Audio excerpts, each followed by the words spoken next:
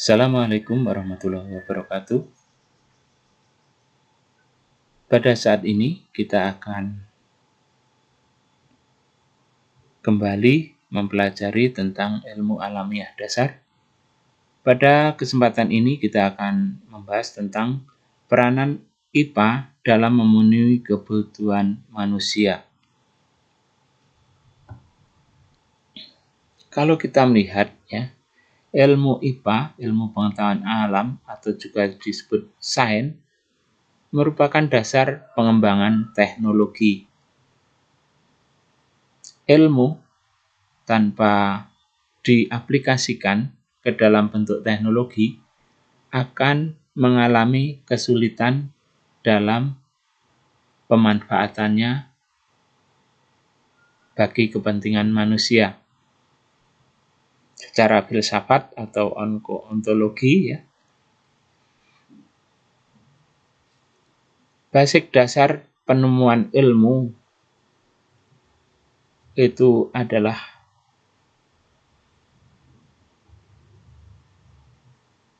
ilmu pengetahuan. Jadi basic dasar dari penemuan ilmu adalah pengetahuan itu sendiri. Kemudian di situ ada epistemologi, ya. Di situ perkembangan ilmu tersebut, bagaimana dia berkembangnya, itu dibahas dalam epistemologi. Kemudian aksiologi adalah penggunaan ilmu. Jadi kalau kita membahas mengenai peranan IPA dalam memenuhi kehidupan manusia, tentunya tidak lepas dari teknologi itu sendiri. Teknologi ada pada ranah aksiologi dan juga pada ranah epistemologi.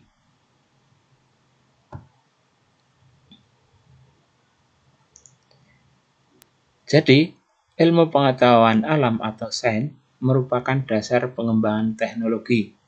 Ilmu pengetahuan akan berkembang seiring dengan penelitian dan penemuan baru. Ilmu pengetahuan akan mendasari pembuatan alat yang bermanfaat bagi manusia itu sendiri. Dan penemuan-penemuan dari alat tersebut juga akan mengembangkan ilmu pada tahap yang lebih lanjut. Jadi, di sini ilmu pengetahuan menghasilkan teknologi. Kalau ditanya, bisakah teknologi menghasilkan ilmu pengetahuan? Bisa, ya. Contohnya adalah penemuan mikroskop maupun teropong bintang. Penemuan mikroskop bisa menggambarkan makhluk hidup ukuran mikro yang kemudian menjadi ilmu mikrobiologi. Demikian juga dalam teropong bintang. Itu kemudian mengembangkan ilmu pengetahuan astronomi menjadi sedemikian pesat.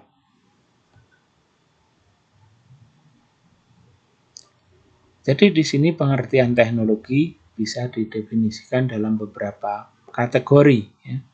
Teknologi sebagai barang buatan, teknologi sebagai kegiatan manusia, dan teknologi sebagai kumpulan pengetahuan. Teknologi sebagai barang buatan. Ya. Di sini teknologi adalah berbagai alat, teknik, prosedur, benda, atau barang-barang buatan yang diciptakan oleh manusia, industri modern, untuk meningkatkan kekuatan dari pikiran dan badannya. Ini menurut Heyman dan Rickover dalam Tilianggi. Kemudian teknologi juga merupakan istilah umum untuk semua benda, prosedur, dan sistem yang berdasarkan penyusunan kreatif dihasilkan untuk pemenuhan berbagai keperluan perorangan yang melalui fungsi-fungsi yang ditetapkan melayani tujuan-tujuan tertentu dan dalam keseluruhan bisa merubah dunia. Jadi itu sebagai teknologi, sebagai bahan atau barang buatan. Nah, kemudian teknologi merupakan kegiatan manusia. Teknologi adalah pengaturan dengan alat terhadap pengalaman manusia menurut suatu logika tentang sarana yang efisien dan pengarahan terhadap alam untuk menggunakan kekuatan-kekuatannya guna keuntungan kebendaan. Di sini ya, teknologi sebagai kegiatan manusia. Teknologi harus berarti telaah tentang berbagai kegiatan yang diarahkan pada penemuan kebutuhan-kebutuhan manusia yang menghasilkan perubahan dalam dunia kebendaan.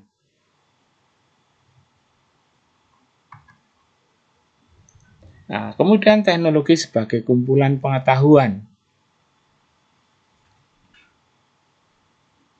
Di sini bisa didefinisikan sebagai teknologi adalah telaah teratur tentang teknik-teknik untuk membuat dan mengerjakan benda-benda.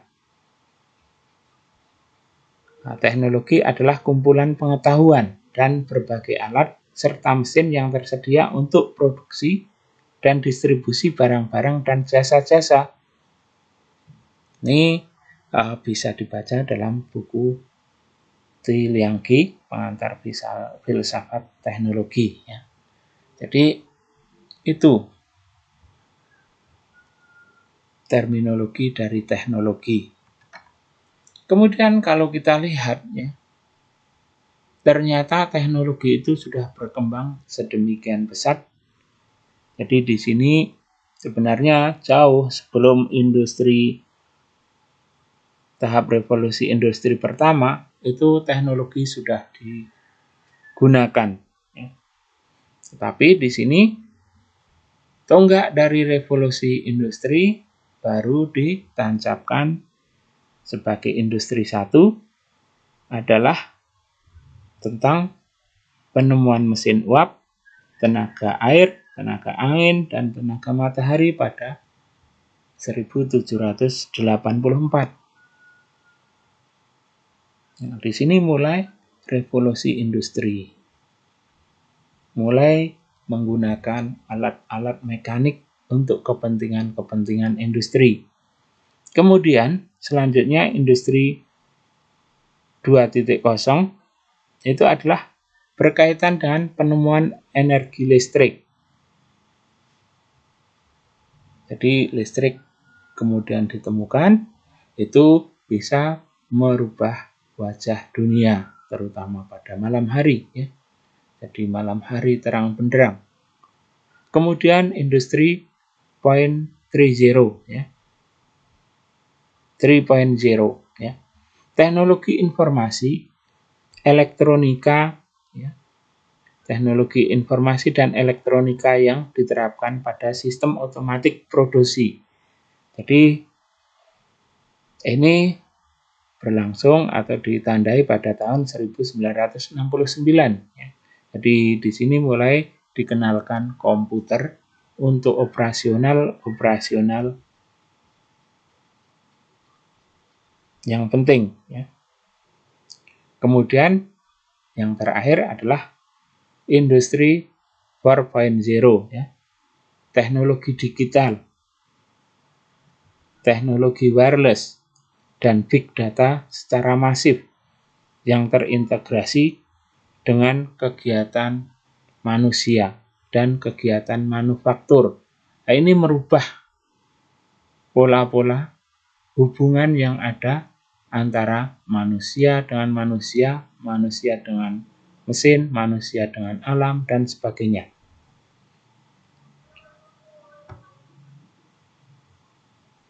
Nah, kalau kita lihat ini ya, para ilmuwan berlomba-lomba melakukan kegiatan penelitian, pengembangan, rekayasa untuk meningkatkan korpus pengetahuan. Jadi sayap pengetahuan diperluas. Hasil dari kegiatan ini dapat dijadikan modal untuk membangun masyarakat berbasis pengetahuan atau knowledge-based society. Ya, jadi kalau kita lihat, ya karena penemuan itu selalu terjadi, maka perkembangannya menjadi sangat cepat. Kemudian fokus pembangunan iptek yang dianut sekarang adalah mengutamakan usaha untuk menempatkan kegiatan penelitian, pengembangan, dan rekayasa sebagai bagian integral dari pembangunan ekonomi. Sehingga sangat menitik beratkan pada tersedianya dan terserapnya inovasi yang secara nyata akan menunjang peningkatan kesejahteraan global. Nah, di sini mulai ya, kalau kita lihat mulai terjadi integrasi ya. Jadi kegiatan-kegiatan yang ada di dunia maya kemudian berdampak pada dunia nyata dan sebaliknya. Nah, sebagai contoh, di akhir abad 20, 6 teknologi baru yaitu mikroelektronik, komputer, telekomunikasi, materi buatan, robotik, dan bioteknologi saling berinteraksi secara sinergi untuk mendukung pembentukan masyarakat dengan sistem ekonomi baru yang berbeda dengan masa-masa sebelumnya. Tidak ada batas negara pada waktu itu. Tetapi ternyata apa? Bencana COVID merubah segalanya. Tetapi teknologi tetap tidak bisa terbendung. Ya. Perkembangannya tetap berjalan terus. Perkembangan di bidang ilmu pengetahuan dasar menjadi landasan bagi 6 bidang tersebut. Telah menciptakan berbagai terobosan teknologi yang menyebabkan munculnya industri baru yang besar di bidang komputer, informasi, semikonduktor, bioteknologi.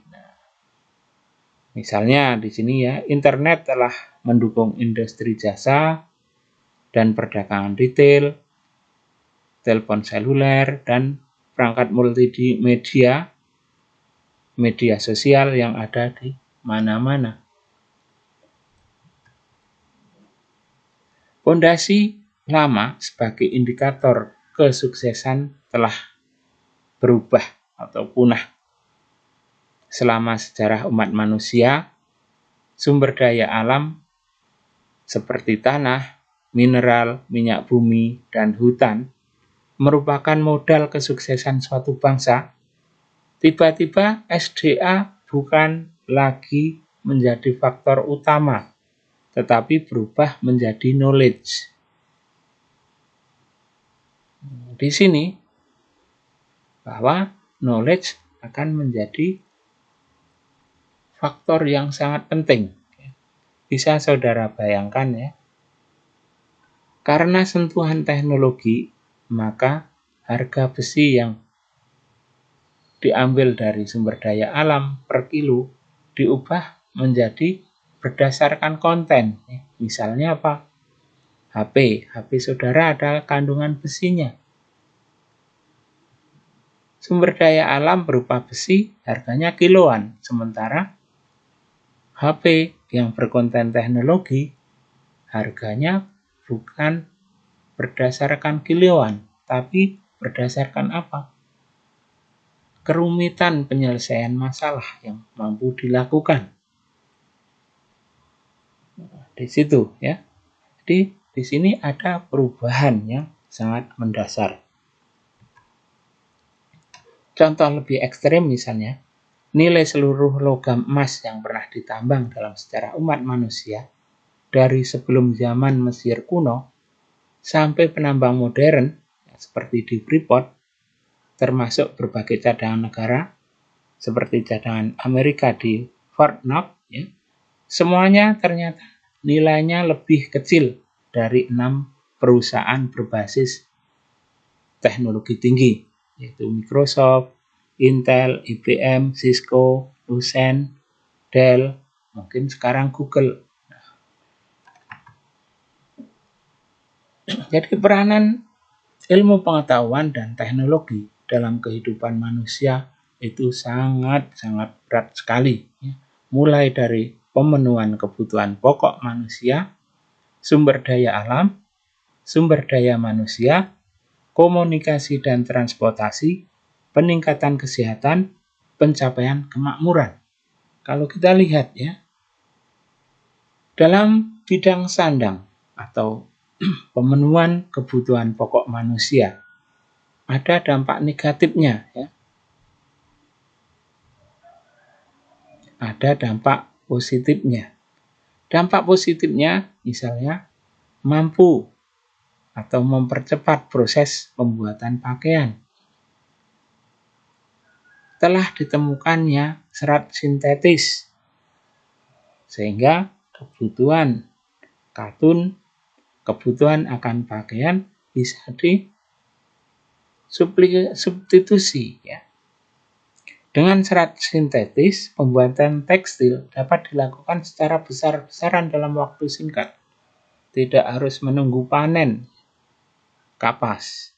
Dampak negatifnya, bahan-bahan yang berupa polimer sintetis atau plastik, jika menjadi sampah, tidak dapat dihancurkan oleh bakteri dalam waktu yang cukup lama dan membutuhkan proses yang lama.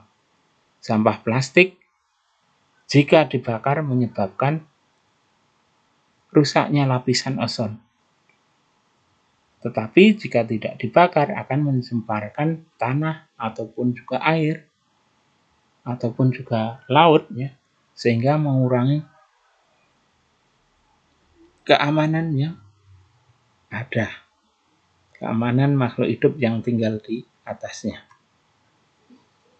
Peranan IPA dan teknologi dalam kebutuhan pokok manusia yang lain adalah pemenuhan kebutuhan papan.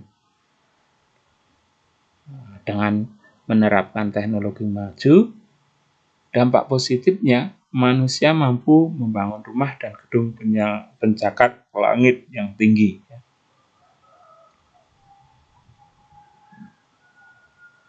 Bisa menggunakan lift. Dampak negatifnya misalnya peralatan modern dengan mudah mengeksploitasi hasil hutan untuk keperluan papan, mengakibatkan hutan gundul, dan akhirnya menyengsarakan manusia itu sendiri. Nah, dengan diterapkan teknologi modern, tenaga manusia banyak yang tidak terpakai lagi. Nah, di sini ada transformasi di bidang tenaga kerja. Nah, kemudian peranan IPA dan teknologi dalam sumber daya alam. Ya. Misalnya, minyak bumi merupakan sumber daya alam yang paling utama dalam memenuhi kebutuhan energi dunia. Di sini, eksplorasinya kemudian berhasil mengangkat atau istilahnya lifting minyak dari sumur-sumur lama ya, dengan penemuan teknologi baru. Kemudian di bidang batu bara ya, ada pembuatan gas cair dari batu bara ya. Kemudian air. Nah, ini bisa dilakukan refinery. Bisa dilakukan upaya penjernihan ulang. Di lain pihak, kemajuan teknologi juga menciptakan kondisi lingkungan yang buruk.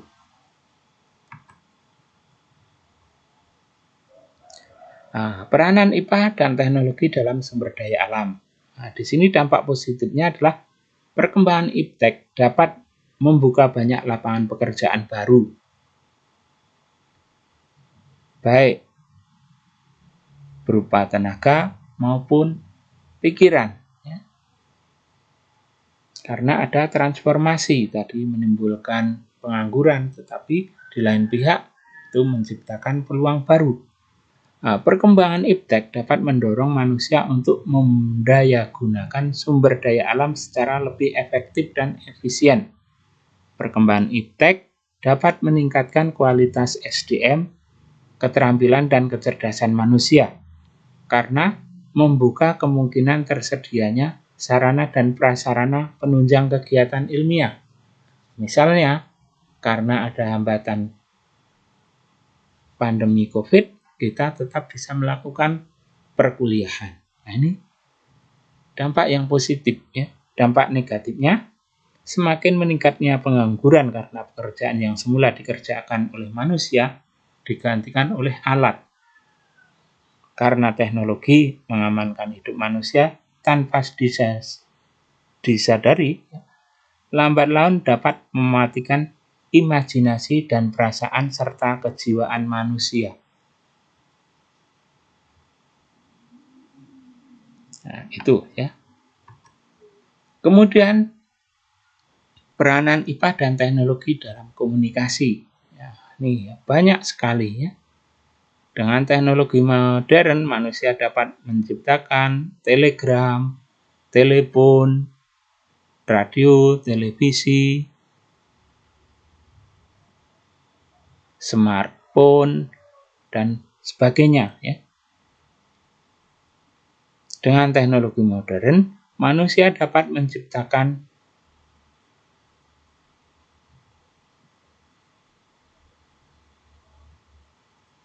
wahana-wahana luar angkasa misalnya. Ditemukannya alat komunikasi baru, ya, satelit yang dikomunikasikan dengan radio dan televisi, sehingga orang dapat melihat atau melakukan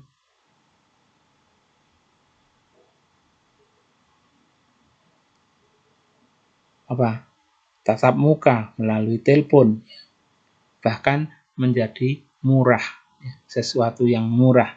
Dampak negatifnya, jika kemajuan iptek dikendalikan oleh orang yang tidak bertanggung jawab, maka timbul kehancuran di muka bumi akibat perselisihan.